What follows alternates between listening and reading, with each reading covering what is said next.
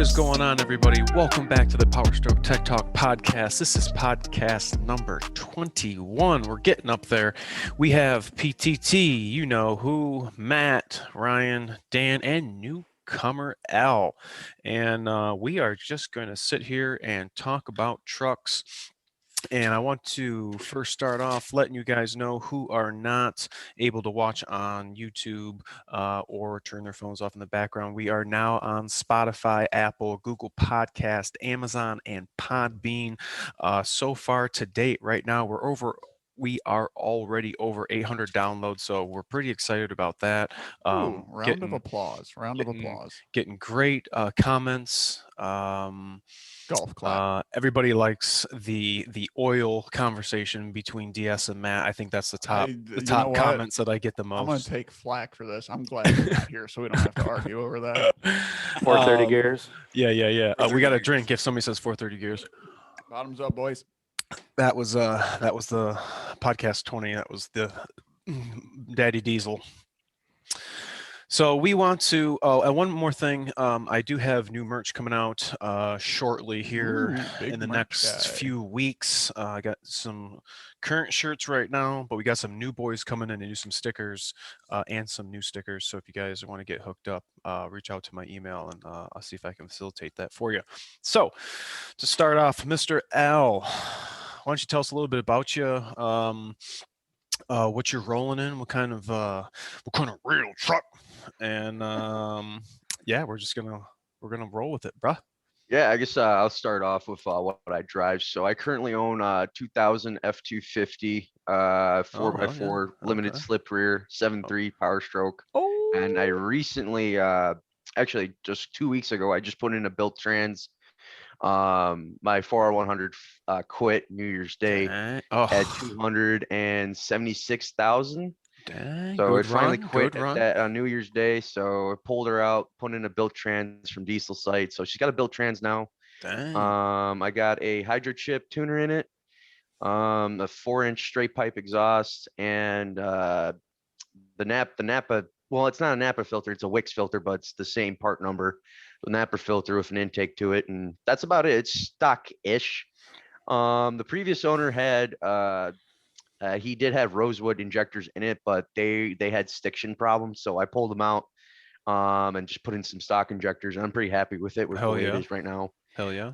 It's got a 4-inch lift on, I think I want to say like 33s or 35s. Okay. I want to say they're not too big, but you know, it's got some decent sized tires on it. But yeah, help us paint the picture. What color is it? Oh, red. Oh, okay. Yeah, and it's got a 6.0 front end as well. So if you were to take a look at the truck, you'd think it's a 6.0. What'd you do to it? With just a grill and lights and all that? Yeah, it looks just like a 6.0. Hell yeah, that's cool. 6.0 is that the 05, 06 or the 04? I want to say it's like an 06, 07 clip. So it's got the chrome grill and everything. Okay, sweet. The big thick boys in the front. Yeah, bigger, thicker grill lines. Not like the new I've seen on headlights. other 6.0s when they're thinner. Yeah. No, it's the thick ones. You can do a front of the frame swap on those too. Yeah, right. On coil springs. Yeah, I've heard of that. I know that people chopped off the frame from a 6.0 to swap over coil springs. I heard on the OBS trucks, they put a bracket. You can get a bracket and then swap in your coil springs and all that from a 6-liter. I was wondering if that was possible for Super Duty. I've yet to look into that. That's interesting. If anybody in the comments anybody out there listening, I know there's got to be somebody. Have you guys ever heard of that? Let us know, or let Al know. We'll, because I'd be really curious. Because if somebody's got, just something that you're talking about, like, well, if it's rotted out and you had a truck that was wrecked in the back or something, like, how would you donate that quarter, half, or whatever? Right there, probably at the K member, they probably chop that off or something. I don't know. No, you just torch the rivets out, air hammer them out, whole front clip just pull it straight out. There's a lot of I sold a guy a front half of a frame the other day. Oh, no kidding. Oh, wow. Yeah, just chopped the frame and he took the whole thing with the axle and he's gonna go weld it on his truck. Hell yeah. No kidding. It was pretty easy, just 2 torch marks and that was it. Is your truck a crew cab? I have an extended cab. Oh, okay. Is that a long bed or short? I believe it's a short bed, 6.5 foot. Okay, so Yep. you got a shorty truck down. Yep. Ooh, that's So did the Super Duty you have don't see a lot. the 2000? Because I had a 98 F-150 and I had a Super Cab, but it only had 3 doors. You got 4 doors, you got 3 doors. I have 4 doors, so I have the 2 front doors, and then I can once I open the front doors, I can open the Both other doors sides. to Yeah, my extended dang. cab. Yeah. Yeah, no, I couldn't do my 98. So maybe 2000 they started doing that, but Maybe I you think had, pain in so. that. But maybe you had like the mail delivery version or something. I don't know. It was just they didn't have the 4th door behind it. Good truck, good truck. I don't want to bad mouth it. Never left me hanging. Was a truck I had since high school, Billy. And yeah, I went from a 98 to a 2020 and it was like freaking warp speed. So that's a big jump. It was a 5-speed, so I was, had 100 miles on it and pull up to a light, find myself putting the clutch in. I was like, well, what the shit? I don't even got a clutch. Or I go to turn the key off and it's got a push button. So that was, I think, the biggest thing to get used to was Dude, pulling up and every time I drive You know. every time I drive a stick, I just think when I was younger, my dad had this like 70s Fiat Spider, right? The starter would always go out, so we'd have to like I remember he'd put me in that thing and we'd find a decent hill. He'd push it and he'd be like, all right, I'll pop the clutch. And then we'd be driving. He's like, you know what they say, Matt? If you can't find them, just grind them. So every time I'm driving my Focus around, I'm just like, just find them, don't grind them. Hey, smoke them if you got them. Light them boys up. Yeah, I haven't had I think the last stick truck I drove was a 6-liter like F550 utility body with a crane on it. I think the last one I drove was a 650. It was like a month ago. 650 with Do they have a with a ZF cat 6-speed? and an Eaton behind it. Yeah. Cat and an Eaton, really? Dude, you want to talk about a dog of a truck? What year was it? It was probably like 2013, Really? Huh. 2015. We got a 04 650 with the cat and Allison. You want to talk about a dog? Dude, they don't. If I were to buy one of those, I'd probably go with the 6-liter in the torque shed. That's our tow truck, and I mean, yeah, it's you don't go anywhere in a hurry. It's like, geez,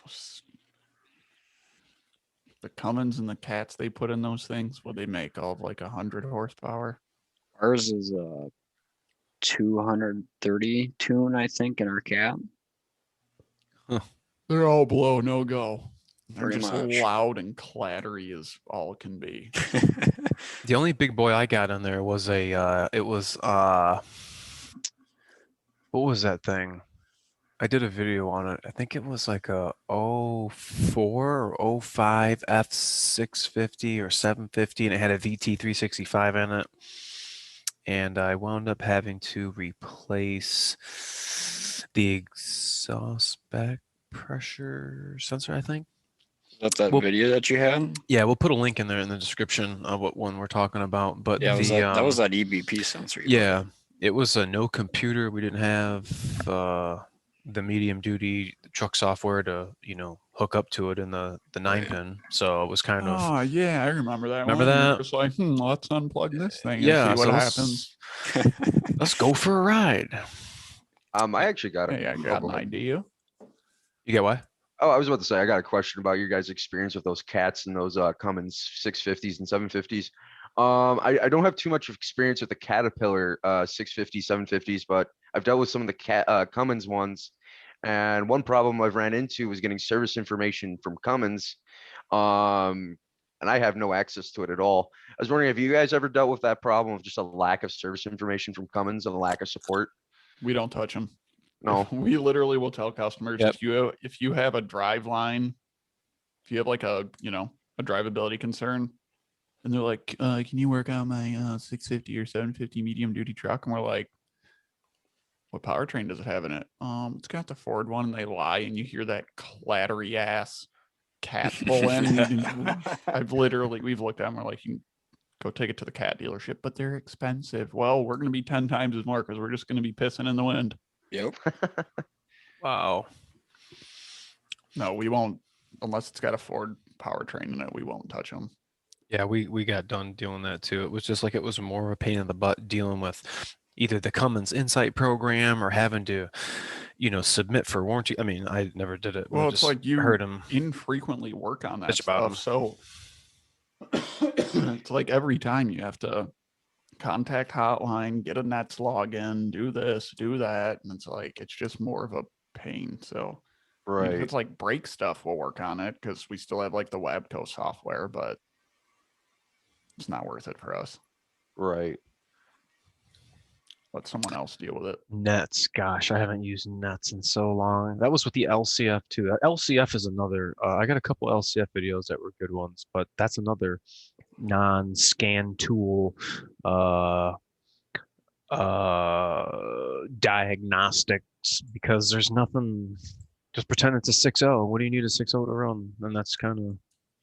Yeah, it is the LCF motor is a You know what I 6-liter with 2 cylinders deleted, from what I understand. It was Yeah. actually intended to go in the F-150s, but that just never happened. Christ. Yeah, it was supposed to go in the F-150s. That I can confirm. But it ended up going into those little box trucks that they're in now. Like Garbage. literally, International was like, what could we possibly do to make an engine worse than the 6-liter and the 6.4? Let's Build a marry 4.5. them together. Let's make a 4.5. We're gonna cut 2 cylinders off, and we're gonna put twin turbos on it. I will say have I've never done anything in the interior. I've always done engine work, and having the only cab that actually flips forward, it wasn't really all that bad to work on. It was just, if you're going to make everything else use IDS, why in the hell can't we use IDS for this? Why has this got to be some different international J Deutsch? We don't, I don't man, know. come on. I'm still waiting on that one to come in, and it dies hot after like 30 minutes. So we'll see if there's junk in the IPR or worst case scenario, the base pump is pooping itself. I think I just got a comment action. It's actually a really good one to talk about, because I think it affects me. It's going to affect my level customers. It's going to affect the aftermarket customers, and it's going to be a trickle effect from the supreme top of, in this case, would be Ford Motor Company. Mm-hmm. Why can we not get parts? What is the deal? I'm tired of getting the COVID. Like, I want to know what's going on. Like, I just talked to you about that yesterday. It's everyone. Yeah, is it lack of help? Is it people genuinely sick? Are they cutting staff because they want to be social distanced? Or, like, I mean, it is so bad to even order parts. And then, for instance, we had a bigger 650, 750 giant truck that needed a motor, waiting on back order parts. It was the turbo, couldn't get a turbo. Then we couldn't get a valve crank kit. Then we couldn't get this, and then this, and then the blah, blah, blah, blah. They had $21,000 in rental costs and truck payments, and then on top of the warranty repair. I'm man. This is just incredible. I don't even know what to say about that. We got my boy Farley, who I would really love to totally talk to, not on podcasts, just one-on-one, social distance. Just I want to help the Blue Oval. I want to help the Ford family save as much money as possible. But some of the things that we have going on, I mean, I know it's hard to change things and implement change, and you want to see and want to do, but making that a reality is sometimes very hard.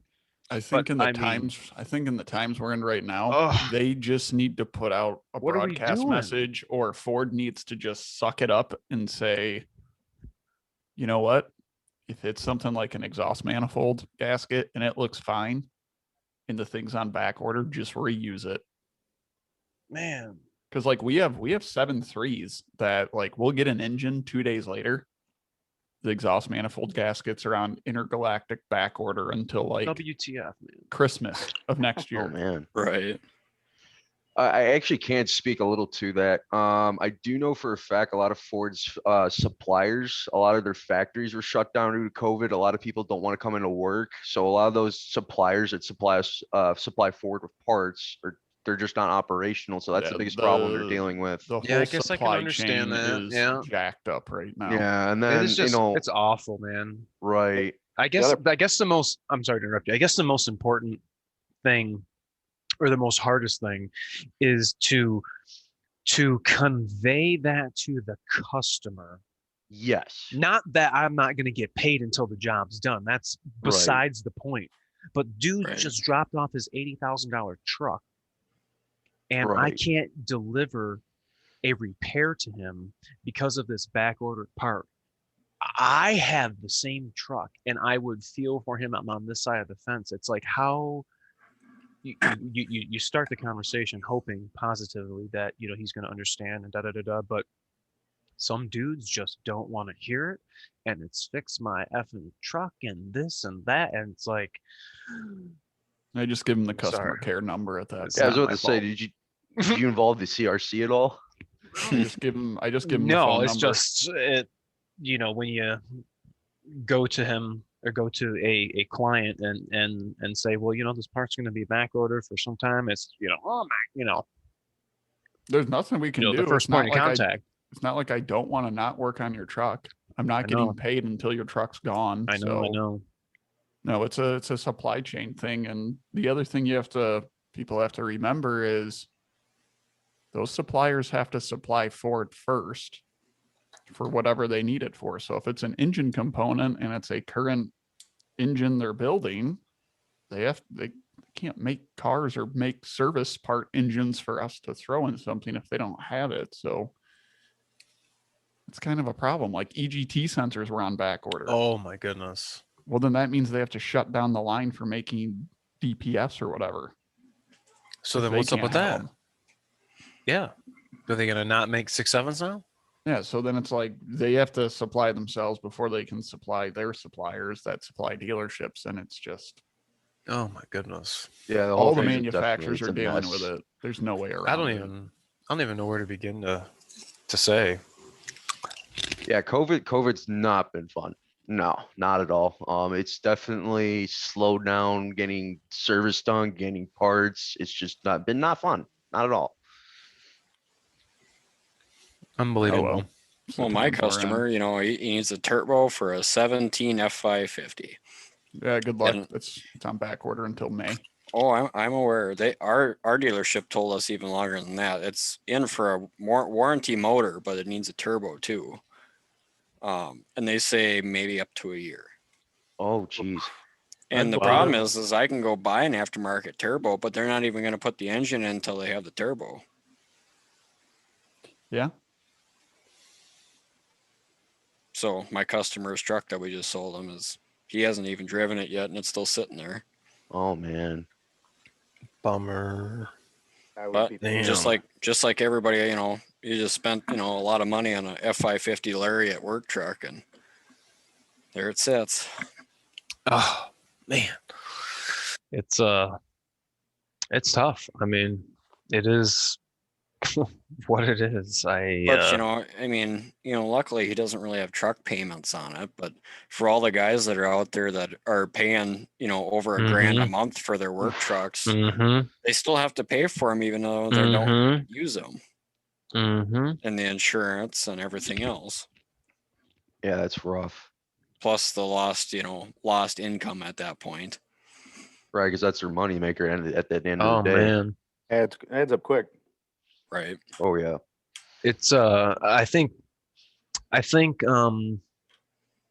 Out of all of the clients that we serve, with a lot of fleets and whatnot, but I think there's still a good percentage of small companies, not mom and pop, but just like medium companies, half dozen trucks, and maybe not medium, I mean smaller companies. But those are the ones who take, the real big hit if, like Reelin, like Joel. Dude's got, a small handful of trucks. One of my buddies, um, he's got that kind of a landscape company, and he has a 6.4 and a 6.7, and he needed a brand new engine in his 6.7. And you guys know what that is. Everything that you're going to need to do, turbo and engine, it was almost 20 grand. It was like $19,000 or something. That kind of hit on a company like that, it's like, it's a game changer. That's a money maker. Like, what do you not do? A bankruptcy kind of deal. Exactly. And that's like that's a multi-part thing with like that, because like a company like his with 5 trucks, you can't afford for a truck. You have to have every vehicle being, doing some type of work every day. And so when you take that out of the equation, I mean, it screws up with employees, with work you've already committed to. That's a huge plans you've already had made. Yeah, because you had to use the truck to go do this job or something. I mean, and I've seen it with guys, especially like in this business, that when that happens, some of them will, they have to stick their neck out and maybe buy another truck just because of the commitments. It is rough. I mean, unlike like a big company, like some of these national like tree companies, they have that happen all the time, and it's really, they don't seem to miss a beat. But no, or even huge landscape companies, and you guys know the ones I'm talking about. That's got 100 trucks. Like, holy cow, what's it to them if the ones that'll sit at your work for a year? Oh my goodness, yeah. Right. Do you guys have customers that are just like relentless? Like their top priority no matter what? Yeah, but kind of not really. I think like at this point, I could confidently say we're a month out, and there are those relentless customers that are like, you need to look at my truck today, and you need to fix it today. And they'll go, I mean, we're a corporate company. They'll go straight to the top and complain. It's every industry though, because those are the people that think that they're the only person like that matters. They don't understand how everything works. I see it all the time. Frustrating. We just had some lady do that the other day, and it's just like, no, I don't have time to look at your whatever. She just wanted us to put everything down and look at her car, and it's just like, no, you can be like everybody else and make an appointment. Your car's not going to blow up. I guess that's another really, I don't know if this happens with you guys at your stores, shops, whatever. Does an appointment mean it's an appointment for you to look at it and fix it? Or does an appointment mean it's for you to drop your vehicle off, and we should be able to get to it in the next couple days? It depends on what I set up with our customers. If I tell them, yep, we'll get it in, we'll look at it and we'll go from there. Or, if they give us enough information, we know what it is. I'm like, well, yeah, drop it off at this time and we'll get it. Yeah, I mean, you have big job. Like, that's the other thing about working on trucks is there's like not really any such thing as like a light repair, right? No. Like most stuff is heavy line and it's going to take time. I have a rule of thumb that it's a straight up real talk. I'm not bullshitting you. All right. This is keeping it real. If you have a diesel and you're going to drive it in to get a repair done, be prepared to spend $1,000. At least. If you have a diesel and you have to tow it in, oh yeah, you better have $1,000 to start. Oh yeah. And I'm literally, that's, if you were to say, hey, how much is it going to be my truck? Well, if you driving in or you towing it in? Okay, well, this is this and this is this. And it would be for a 7.3, it'd be for a 6.0, it'd be for a 6.4, it'd be for LCF, it'd be for a 3.0, it'd be for a Puma, it'd be for a 6, all of them. bullshit. Say you need an exhaust sensor, be $450. Then I'm gonna have to do a regen, and then labor, and just you're at $800 right now. So I think some people, are shocked when you go and tell them, like, oh my God. If you can barely afford the truck, like the payments, I don't want to see your face when you get that bill for service. Well, the video I just made for the mirror might as well mod, just sell the thing. For the mirror mod, dudes are complaining in the comments. I can't believe that's for $65 for something that should be $5 and fit in your pocket and have a flashlight so you can see. I'm like, come on, bro. I hate to sound like an asshole. Kidding me, man? You're gonna have to bleep this out. Then do it your fucking self. Then well, no, figure it out yourself. You're driving an $80,000 truck and you're bitching about $65. Like, bro, are you serious? Well, no, it's like, do you want me to mail it to you for free? Your boy Rich went in there and did all the work for him. He did all the hard work. The time to do it all. Oh my God. Yeah. If you're gonna say that's too much money, you know what? Do it yourself. Yeah, go wire it up yourself and do Wait, your make you mean your own fuel plugs. filters are going to cost me $200 every time I need to do my fuel filters on my diesel? Yep, every other oil change. Yep. Yeah. Yeah, and your $70,000 truck. Well, how much are the fuel filters? $110. Like, I don't edit. Maybe it comes across as like you're just a pleb tech and you'll never be able to afford this, so you'll never know. It's like, no, I realize how much this stuff costs, but don't buy the expensive truck and complain when it's expensive to fix it. Yep. Or back to oil. Dudes are complaining about changing it. Like, I don't understand what's the big deal is changing the oil. Bro, you just bought an $80,000 truck, just change your fucking oil. No, I like people that will complain that get over it. That ball joints, that tie rods, any suspension component, U-joints don't last long, but they're too cheap and too lazy to grease them. I get the guys. Really extend the life of those U-joints if you were to grease them. Absolutely. Because I can rack up a $3,000 parts bill in brakes and suspension real quick if you don't take care of your truck. Oh yeah, you kidding me? 2 G's, boom. You want an alignment? Like if you want just Ford, if you want Fomoco brake components, or we'll say Motorcraft components, you want pads and rotors for front and rear and hub seals, that's like what, $1,500? Oof. So you can let your truck sit there and just rot away if you want. You don't have to clean it. You don't have to grease it. I'll be happy because I'm making all sorts of money, but don't complain about it. People just need to know and accept the fact they need to use the best parts on the best truck. So don't skip out. Yeah, and please do not come to the dealership and ask for aftermarket stuff. Yeah, no, come on, really? Because I don't want to have to do like ball joints or whatever on your truck every 6 months to a year. No, because you know what happens is if you get aftermarket parts, you're going to have to stop using those Moog hubs and wheel bearings.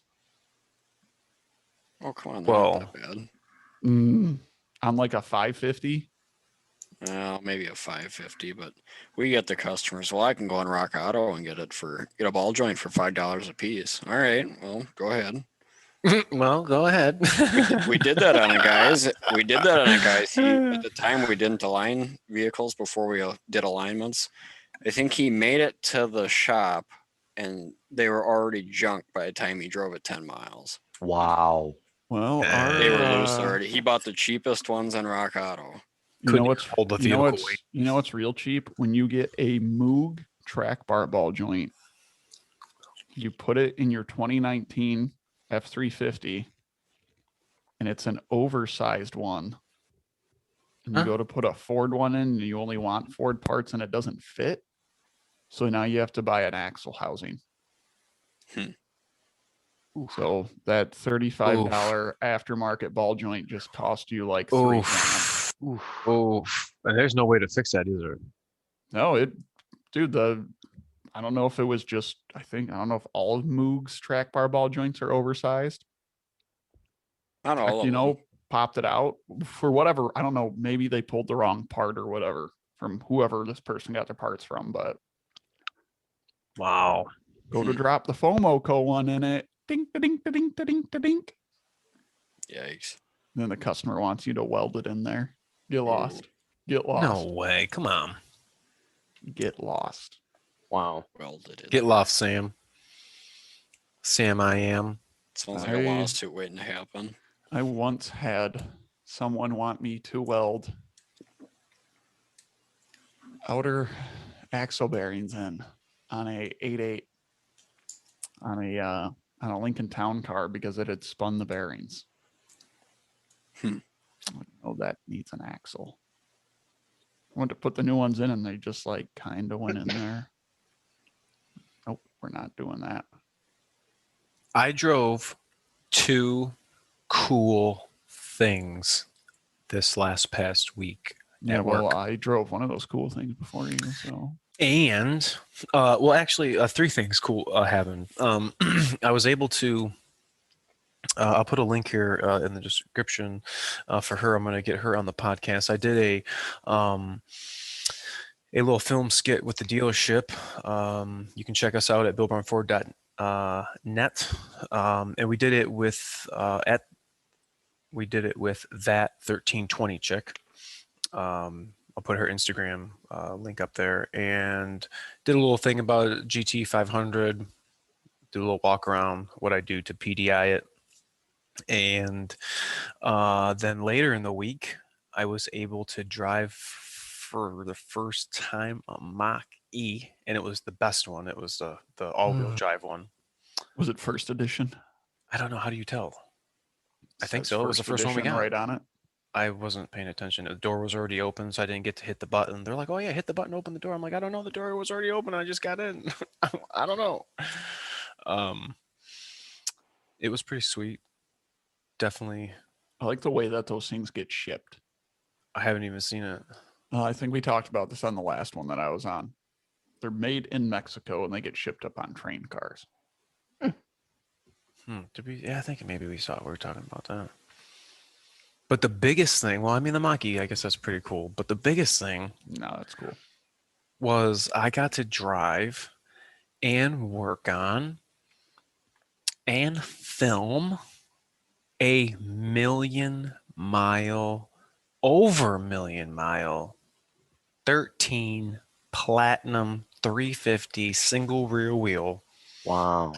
I was pretty blown away. This is one of my subscribers, Andrew. He actually drove up from New Mexico. Was pretty stoked about it. He dropped a couple loads, does hot shotting, goes from coast to coast, puts a ton of miles on his truck a week. His maintenance book is like a Bible. I was blown away with the condition of the truck. Looked very good. He takes very good care of it. Car washing it type worthiness. So it is from New Mexico, so there is no freaking rust on it. I'm underneath it and I'm looking under the bed and I'm like, oh my gosh, are you freaking kidding me? Like I can take this thing apart with hand tools. Like you don't see trucks like that up here. So it was really cool to just see all the fasteners and just inspecting the truck over. I had to do a sync update. It had the very first version of sync, never been updated. Oof. Did a APIM sync update. He could definitely tell the difference with connectivity and maps and just the overall layout. So I was definitely his truck happy constantly thinks he's like driving through the woods or something half the time. Did you put a new map SD in it? Nope. I think he had already did that prior, thinking that was going to fix it, and it didn't because he just needed to get his thing updated. But his park aid didn't work. A connector had come undone. And I reconnected that. I have never seen an oil leak from a 6.7. Matt, this is a first. I don't know if this is a first for you. An oil leak coming from the oil dipstick indicator. The indicator had no O-ring on it. There was oil dipstick indicator? Yeah, like you pull the oil dipstick indicator out, and there's like a little tiny O-ring like right under the loop. Also on the dipstick itself. So why don't you just call it the dipstick? Well, I mean, that's the indicator thing. With your dipstick. He's using Ford proper terms. Yeah, I'm trying to explain to what you're pulling out, and why is oil coming out of there? Well, it just had the crankcase pressures, the crankcase CCV stuff. Oh yeah, the O-ring's gone.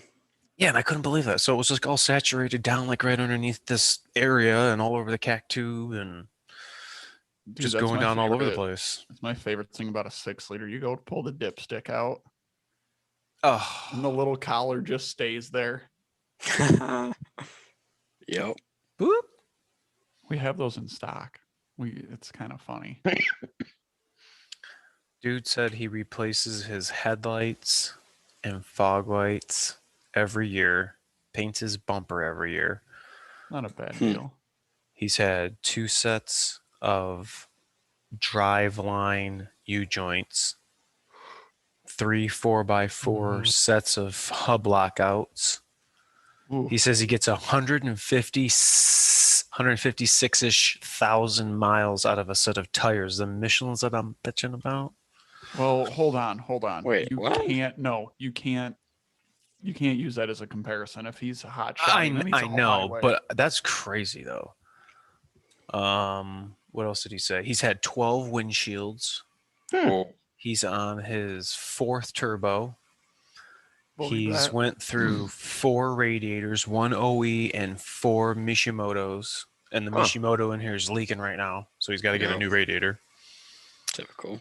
What else did he say? 4 alternators, 3 belts. Was it really the alternator though? I mean, yeah.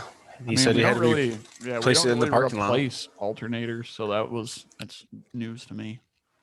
It's usually just the harness. He said at 800,000 miles, he flushed and changed over from orange to the yellow. About a month ago, he replaced the transmission in the transfer case. Oh, wow.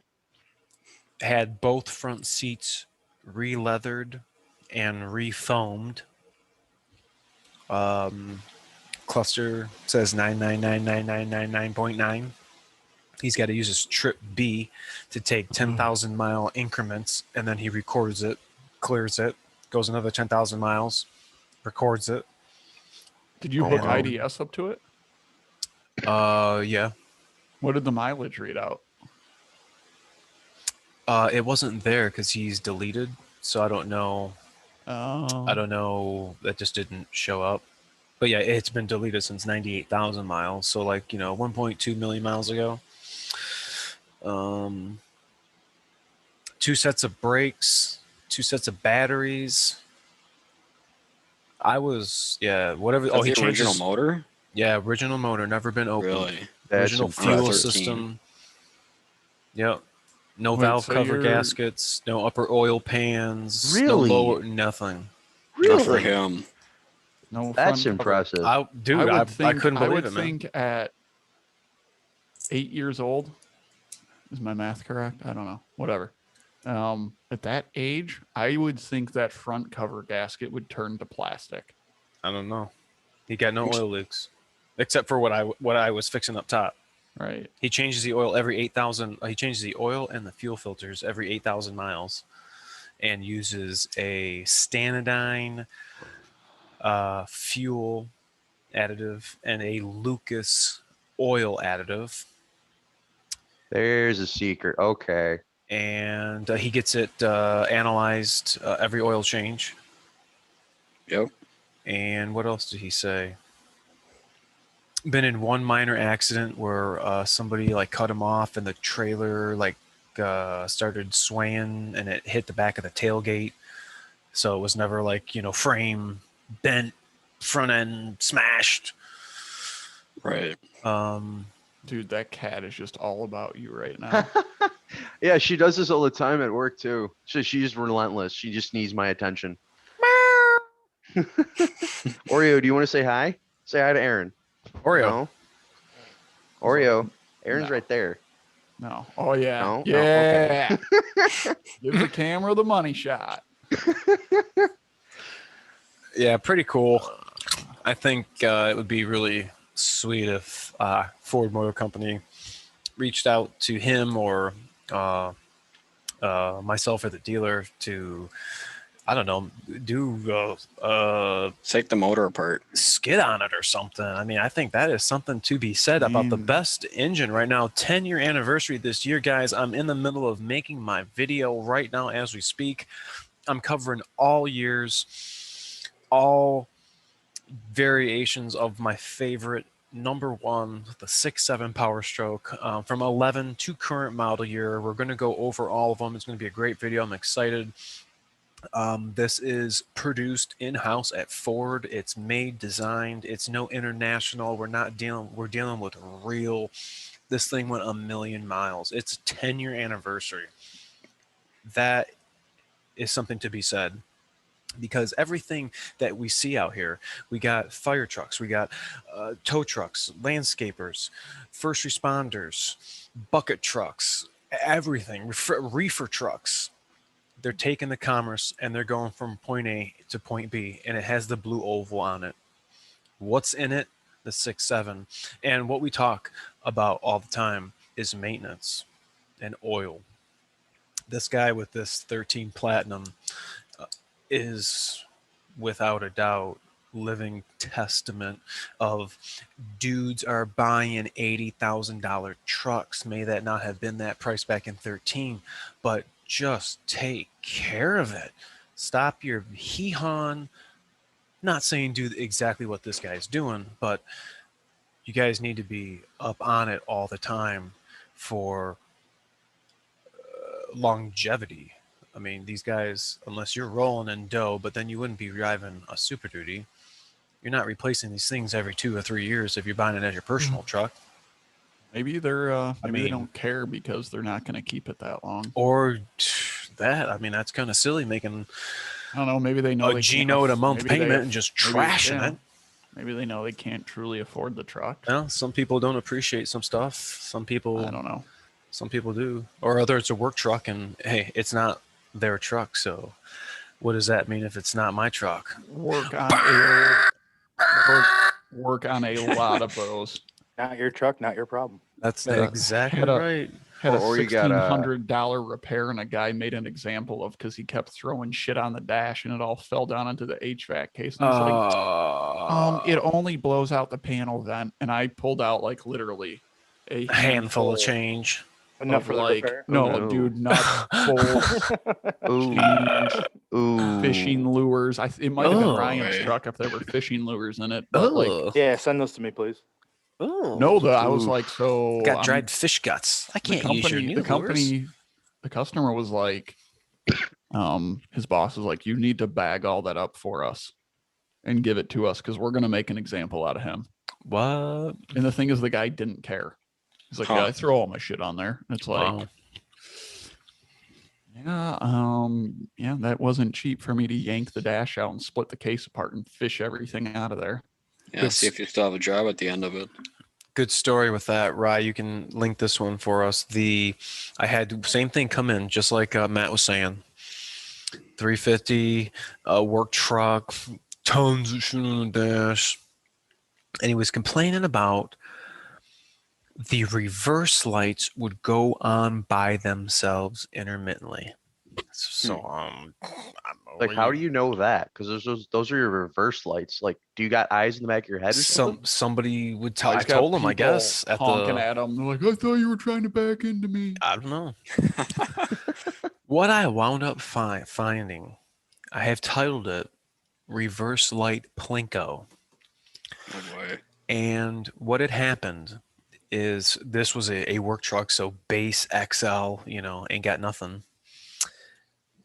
If you're underneath the dash on the passenger side by the BCM, okay, you got the BCM, and if you go up, you're going up side of the A-pillar, you got right on the side of the heater case, right behind the glove box, you can see the firewall, you can see the ground lugs.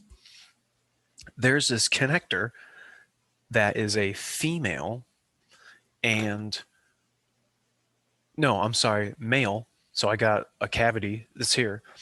A coin had ting ting ting ting ting ting ting ting ting ting ting ting ting and fallen right into this connector, and it was a dime. So it actually fell like down into the shell of the connector, and I don't know how or what way, but my light had caught the shininess of the coin, and I'm like, what the hell? And I wound up getting my Christmas tree clipper and popped it off, and out come a coin. Well, finding what that connector was a reverse circuit for another truck harness. I don't know what it went to, but it had a reverse light circuit in it, and the thing leaned this way, the lights came on, and then it leaned this way, and then the lights didn't come on. And then he'd lean this way, and then the lights would come on. I'm like, you have got to be kidding me. And I did a good shot in the video. You guys can see just the tip of the coin, just barely sticking up, right between the pins. Like that was the oddest thing. Besides things that they come in for with the just blowing out the panel. How did my reverse lights just intermittently go on? This little coin. It's because you use Scotch locks on that popper you put on. That's why. That Scotch locks. No Scotch locks here. Those are always good concerns. Customer states wired headlights do not work. You look and like the harness is all hacked to hell and they got wire nuts. Oh, well, wire nuts. We're just little splicers. Yeah, I think they got Scotch locks. Yeah, wire nuts. I think RVs. T-taps. Dude, watched it. I don't know if I've talked about this before. The way RVs are built and put together, holy shit.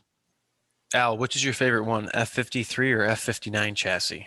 There's way better investments. Don't lie to me. Which one's your favorite? Come on. I'm gonna go with the F350 chassis. Yeah, they all suck to work on though, just depending on the body. I guess the FedEx ones, I guess those could be worse, but. Have you looked at the 2020 straight frames? The what? Like the F59s? Like the Amazon ones? No. Like any, step van. Yeah, what like the 2020s? I don't think I've got one yet. What's the word I'm looking for? They galvanized the frame on them now. Nice. Really? Like it's everything silver under there. That's cool. That's smart. What is? You look at them U-Haul trucks, they're all, or even the trailers, they're all galvanized. They're still running trailers from the 80s, not a speck of rust on them. I've been getting a lot of the new Amazon delivery step side vans with the 7.3s in them. I didn't know that Amazon was running those yet. Lots of them. Well, just over here. Do you have any radiator issues with those? No. Oh, I seen one guy put one in. That was probably me. No, at my shop. Oh, I was going to say I put one in. What else did we have? Oh, those have pinion seal problems on them. There was a batch of pinion seals that supposedly got out and they didn't put the retaining spring on them, or the spring would fall out and go through the rear end. Oh boy. Because one of the guys I work with had it was for a bakery. They have a bunch of these things. And I think all three of their 2020s they had bought, we had to put pinion seals in. All three of them got called back, which obviously they know there's a problem then, but it's really a problem when they don't call a part back. Huh. Well, you wouldn't know that anyway. Why? Well, I mean, if you give it back to Parts, like Parts isn't going to tell you like, oh yeah, they didn't call this part back. Oh no, see, we hold on to our parts. In our own little area, and then our parts manager comes over. He's like, "Hey, do you have this? Where is this? Because they're calling it back." Really? How long do you keep it and then get rid of it? Month. No shit. From the date the repair is closed out. Okay. I can feel you. Because I mean, sometimes I'll hold on to stuff because either it's be leaking and it's nasty as you know what, or like, hey, I could take that bottom end off of it, and like if they don't call it back, I could use that on another part to make one or something. Just to rob Peter to pay Paul. If I couldn't get half of this, I could make it one with another piece or something. Engine cores, I'd be robbing fasteners. Oh, right. I could feel you. Just in case you like drop one, because like you really think I'm gonna have an upper oil pan bolt just sitting around in case one decides to, you know, down into a drain without me looking. Like, let me get one of them long ones. Let me get one of those 2 long ones up front. I always put those ones in first. Oh yeah, those ones. I think having somebody. Well, I hate to say it now, but I prefer doing them on the aluminum trucks. Why? Just because I'm more inclined to roll the engine over and I can lean it on its side. I can get to everything so much easier. Do you jack the engine up before you? Well, no. No, before I pull the pan off? No, I just leave it leaned over. Even after I pull the pan off, I still leave the socket under the engine mount, which sucks because any fluid that's in there is just going to continuously like want to drip. But that's why you gotta let the thing sit in there overnight. No, I just pull out my fire hose of a Sure Shot and just go to town. Oh, like you take the tip off of it and do it that? No, I drilled my tip out. For real? Like the small one, you just drilled out even more to just get a bigger like. Oh yeah. All the brake clean. I got it. That's a good idea. No, I can drain that can in like 3 seconds if I really want to. That's awesome. No, dude, it's seriously like a fire hose. I kind of want to get one of those.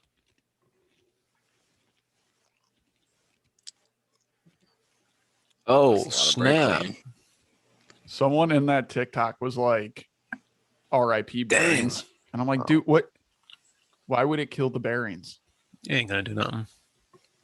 Yeah, it might get some oil out of the journals and everything, but guess what happens the second you start it? Yeah, check that out. As soon as you crank that thing, it's not gonna like make oil pressure in on like 5 seconds, 10 seconds. It's gonna be making it now. Once that old gerotor starts spinning, we're building base oil pressure, baby. Hell yeah.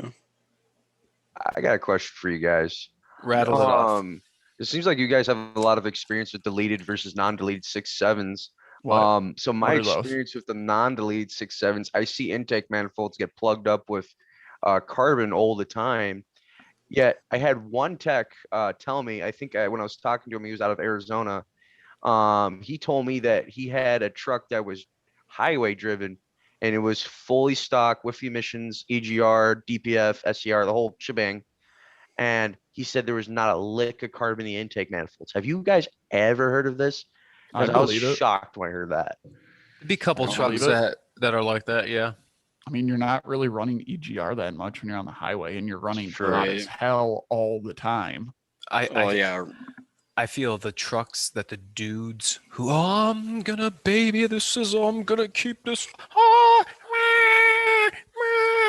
Those are the dudes that the shit's just caked. They idle that truck all day too. Oh yeah, no, the utility companies we do work for. Anytime one of their trucks come in, I'm just like, it's. We already know what it's here for with a check engine light on. I literally won't even look at them. I'll just put up my parts rack. EGR we should play cooler. A game.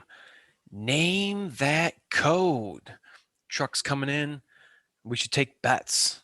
We're placing the bet. Oh, I'm thinking it's, come on. We're going to give one truck. That's what we should do. Get a truck. It's got a problem. Play a clip. All right. Let's give us your best diagnosis over the airwaves. What do we got? That would be a fun game. That would be awesome. I've had one customer with the tank heater concern that actually noticed it. Really? Said, yeah, check engine lights on, and it seems like it's slightly down on power. Oh, yeah. Most people won't realize that they're derated like 30%. So you're talking about a D-rate without the light on, right? Well, no, I mean the light will be on, but like, a lot of concerns it'll only derate it like it won't derate at all, or it'll only derate it like what, 10%? See, I've had in my 11, I've had cut power when I ran out of def, but the dash didn't tell me I was out of def. I just knew it. Huh. Because I'd start pulling hills and there's just like, well, there's nobody home. And I went and filled up the def, and I got a mile down the road and all of a sudden the power came back. It's like, oh crap.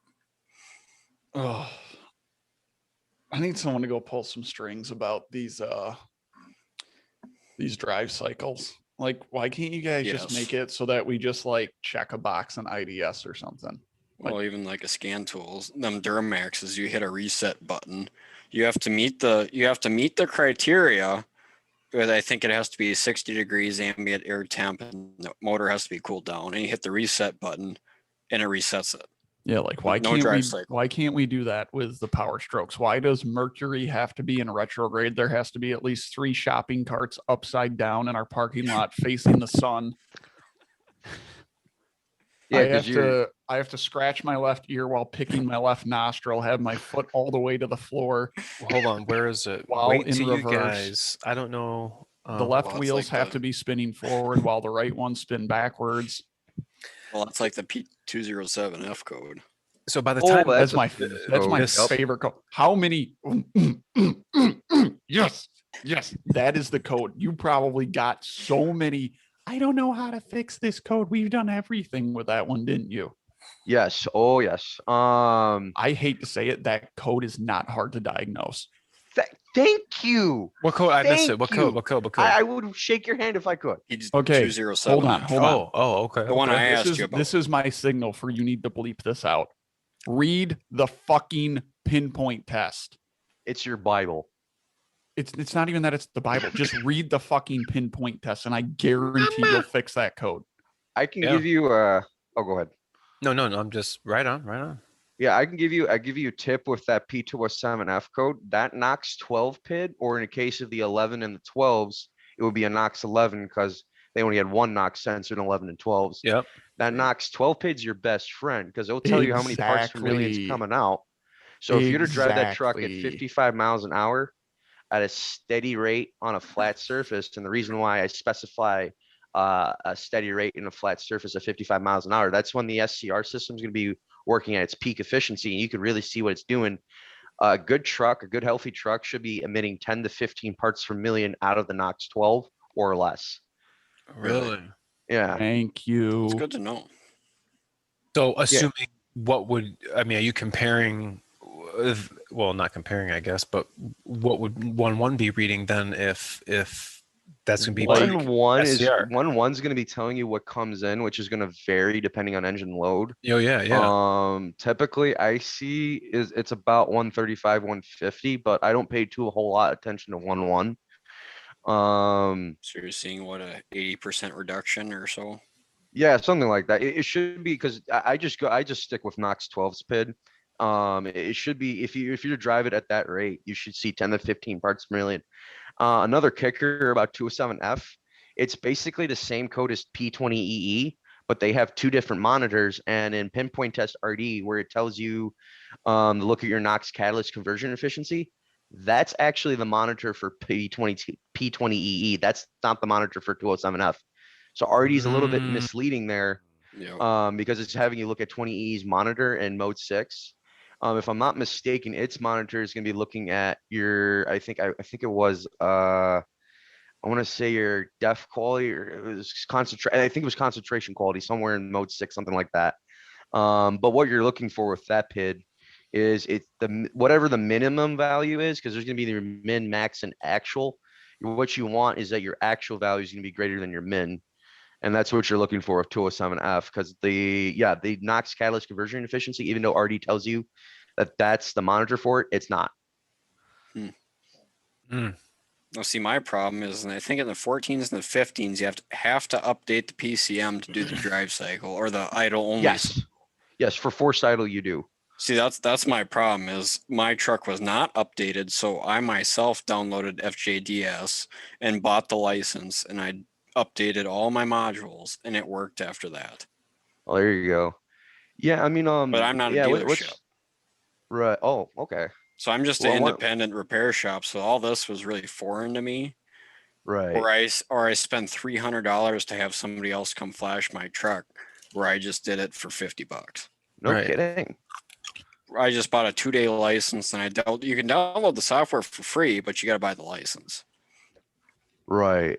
Yeah, I mean, that's a lot better to go about that way. $50 versus $300. I would have done it the way you did it, for me personally. And it just sets up for now all my customers. I just have that, and that's why I'm happy it happened to my truck, because now I just learned on my own truck, not spending a bunch of money versus having a customer's truck in the shop for weeks on end trying to figure it out. I actually have a video coming up for all of you. Well, this podcast is going to air after this video has aired. February 12th at 8:45. It's a Friday. Classic Friday night PTT. We're doing an EGT sensor on a 12 from Cali, and it is stuck in idle only. And this is an actual Easter egg, a bonus limp mode exit that you can only use on 2012s. Really? If the published procedure does not work. And I go over that in this video. And for those of you that have missed it by the time you are watching or listening to this podcast, I suggest you go back and reference this, because if you are stuck in idle only mode, this may be how you're going to get out. So it's definitely a tidbit. I'm going to try to premiere that one because a lot of people get into idle only mode, whether it's EGT stuck at 2,500 degrees, your reductant, something with the emissions, the after treatment, something the PCM doesn't like, something, boom, you just got speed limited to 50. It's going to go away. Boom. Now you're idle only. So that's going to be a goodie. We will talk about that with Mr. Al, because I don't know if you know about that one. I do have quite experience with forced idle. We actually have a whole PowerPoint on that. Yeah, we have a whole PowerPoint with tricks and tricks I can walk you through. Wow. Yeah, one thing I can mention right off the bat. I believe it's the EGT steps where you're trying to get your EGT sensors up to temp. I can't remember. It was step 5 or 3. I think there's like 2 steps where you have to do that. I can't remember top of my head. I gotta look that back in PTS. But in those steps, you don't actually have to keep the RPMs at the specified RPM to get your EGT temps up. You can. It doesn't care. You can womp out it all you want. I put my foot to the floor to get EGT temps up for a drive cycle. Yeah, there you go. It's fine. You can do that. Like you got the biggest thing is waiting for that where it's like 10 degrees out, right? You set that thing to 1500 RPM and command it to there and walk away. It's never gonna get hot enough. 10 degrees, yeah. It's just too cold out, and I ain't got that kind of time. So I just literally put my foot to the floor, let it max out at $3,000, and let that thing sing. Wait, you're doing the forced idle procedure when it's 10 degrees out? How do you? Because you're I'm just saying in general, right? Oh, okay. I'm just saying, like, in general, it takes way too long to command RPM to like 1500 degrees to get the EGTs high enough to go to the next step, or this, that, or the other. So, yeah, I just mat it in park and just run the truck up to like $3,000 and just let her sing. You are a braver man than I. That's how I get thermostats open. I put my foot to the floor. You know what? Somebody asked me. Okay, that was a good question because I really don't know.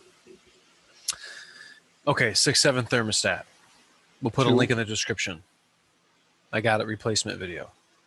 Okay. Which way does the thermostat go? The gentleman said that the 2 thermostats, one's a blank temperature and one's a blank temperature. Does the blank temperature go towards the back, and the one goes towards the front, or does the other one? It does not matter. It doesn't matter. I always do it where I believe, the little copper diddly that sticks up. Yeah. I always do that facing the Front? driver side. So you're talking about the bleed port? I got to think, which way do those thermostats face? Do those face front to back? Because it's got the triangle bolt pattern, 2 on the inside and 1 on the outside. I don't know. I just pay attention to how it came out, but it shouldn't matter. Yeah, I mean, because it's just one giant. It's an oval port like this. Yeah, it's not like it feeds from separate points on the coolant crossover manifold. So really, it doesn't matter. Just don't put it in upside down. Yeah, no. We don't want to do that. Don't want to do that. But no, I've never seen anything in the workshop manual that says, the little bleed port has to face one way or the other. Right. Now, if it was, up and down, I would say the bleed port has to face up towards the top. But, since they're kind of flat, it really doesn't matter. We need to get Ryan's uncle on here. He has just ordered, purchased, and took delivery of a brand new 21 F250 7.3 6.7 Iconic Silver. Did he get Iconic Silver or lithium gray? I think it's the lithium gray. Lithium gray. No, DS Trucks is Iconic Silver. Lithium gray. Camper package, right? Did you get camper package? Yep. Wheel well liners, XL or do you get STX? What's your model? STX. Yeah. STX. Yep. Really sharp looking truck. He came from a model year such as Al's. So old Betty red truck too, 7.3, but his was crew cab, right? Yep, had a 4-inch lift and 35s, 320,000 miles when he sold it. I think. Wow. Then went to an EcoBoost F-150, put 150,000 on that, and now has got a 6.7. So for those of you that are rolling in these new trucks and may be curious to ask or find out, do we go to the dealer? Do we do the maintenance myself, the owner? We need to get you on the show. We need to talk to you. We want to educate. We have some good information on the channel regarding maintenance for fuel filters, maintenance for trans, maintenance, what you're going to need to know that Matt, Dan, myself, Al, what we do to keep these trucks on the road. And it's just simple TLC, guys. And that is something that we cannot emphasize enough. It's just TLC. Take the time to love and care.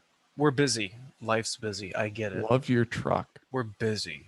Love your truck. We got kids. We're busy. New bumper sticker for Aaron. Love your truck. PTT. Love your truck. PTT. Love your truck. I like that. That's that means a large investment. Yeah, it is. And I mean, there should be no reason why we're not taking care of it. Educating and teaching people about their truck, all aspects of it. Stop buying cheap oil filters. Yeah. Fuel filters. I cringe, not cringe, but I just kind of shake my head. Are you going to go out and buy the cheapest, water filter at home? No. You want to drink clean water. Do the same thing to your truck. Yeah. Yeah. You could be in the 1,000,000 Mile Club, for hell's sake. I mean,